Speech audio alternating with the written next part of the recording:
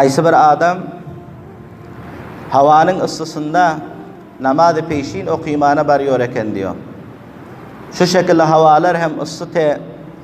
Şöpilla qaysı bir adam peşin namazı okuyumana barıyor eken diyor. Peşin namazı okuyumana barıyor pilla bunun çeplisinin tasması üzülüyor. Yani çeplisi bunun yırtılıyor. Namazı peşini okap olandan son öyüne kayıtmak için boluyor. Hava hem ısı, ayak hem yalangıç. Allah Teala'ya şikayet ediyor bul bende.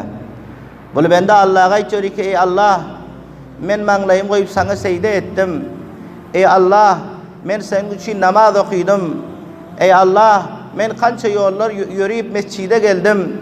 Ey Allah, men senin ibadetini ettim. Menin bugün çepli müdürü botu. Ki bana çepli veren yok sen ayağıma geyer yanak. Havanın ısısında yalangıç gidip varıyorum deyip bu bendenin özü Allah'a şikayet etmeni şerif etti diyor. Halbuki ol bende hili bir zayıftı. Ol bende hili bir natavantı. Çepli alarına pulu yoktu biçaranın. Şol cihetten Allah Teala'ya şikayet etmeni şerif etti diyor. Vakti ki ol bende gidip varıyordu diyor.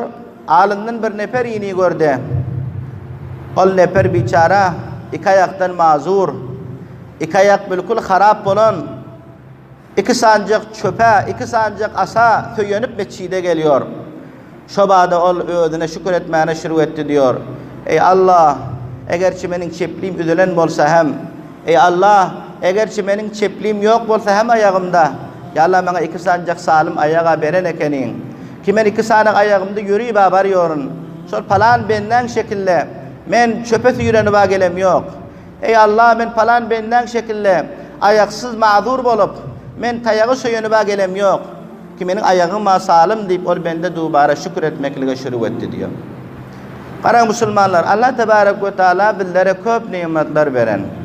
Kiş ayağın sağ bolmaklığı, endamınızın sağ bolmaklığı, canınızın sağ bolmaklığı hemmeci Allah Teala'dan bir nimet şun.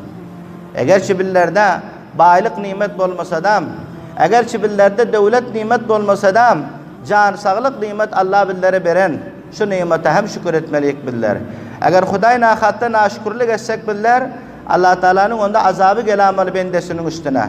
Allah Teala'nın narazılığı gelamalı bendesinin üstüne. Şol cihetten her halatta Müslümanlar ve Resuller Allah Rabbul İzzet'e şükür güzarlık edelim. Allah Rabbul İzzet'in narazlığını, Allah Teala'nın bendesinden hoşluğunu näme tarikada bilsen bolar diyse aydıptırlar. Beni İsraillerde bir adam vardı diyor. O adam Hazret Musa aleyhissalatu vesselam'a aittiler diyor. Ey Musa, sen Allah Teala'dan sorağın. Allah Teala bendesinden hoş bolsa ne rakamda boluyor? Allah Teala bendesinden nahoş bolsa ne rakamda boluyor? Allah'dan bir sorağın deyip Musa aleyhissalatu vesselam'a aittiler diyor.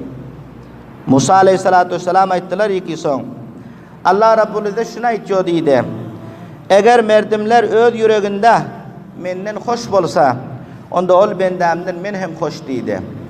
Eğer bendeler yani eğer insanlar yüreğinde menden naraz bolsa, yüreğinde benim şikayetim etyon bolsa, onda men hem ol bendemden naraz boluyorum, ol bendemden nahoş boluyorum deydi.